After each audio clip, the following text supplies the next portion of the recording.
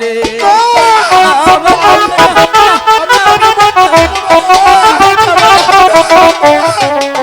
তুই চলে যা মা। এখন কি করব?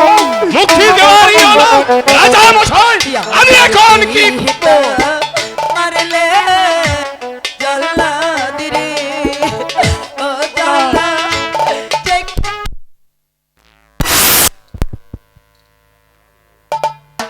পিতা এখানে এখানে আর এক মুহূর্ত নয় পিতা পিতা, মা।